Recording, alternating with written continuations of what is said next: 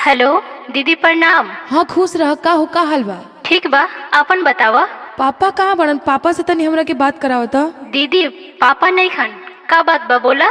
ना, हमरा के पपे से बात करावा, हमरा बहुत जरूरी बात करे के बा।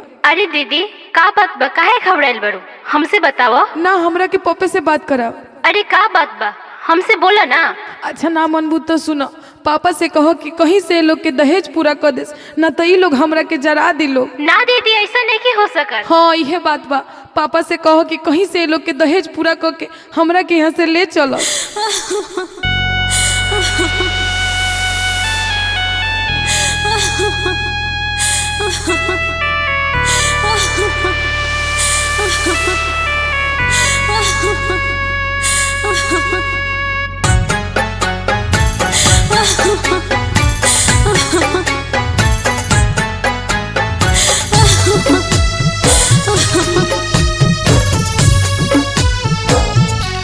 पापा बेच देना सब खेती बाड़ी, दीदिया ससुरा में दुख काटो तारे।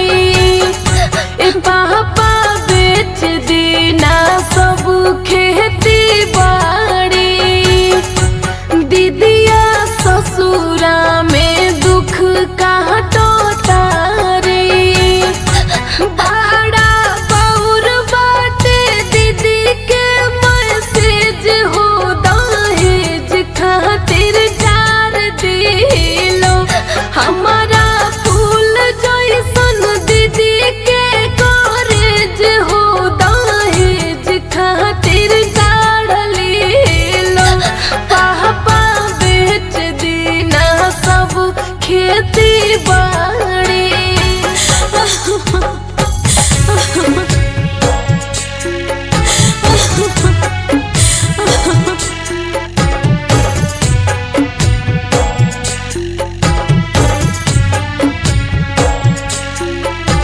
Music by Prince Pawan.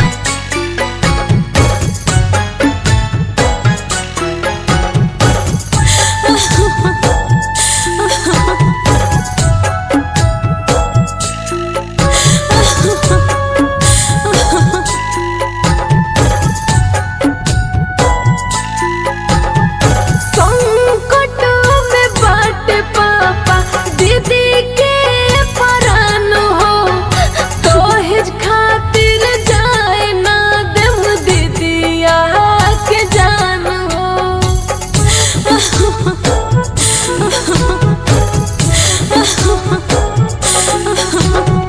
संकट में बाटे पापा दीदी के परान हो, दहेज खातिर जाए ना देम दीदिया के जान हो। पापा कोई दिहला कैसे कनिया दान हो, दिहला दीदी के कासाई खूंटा बन हो। कैसन घर में तू कैला मैरेज हो, दहेज खातिर जार दिलो। हमारा फूल जैसन दीदी के कॉलेज हो, दहेज खातिर जार लीलो। पापा बेच देना सब खेती बा।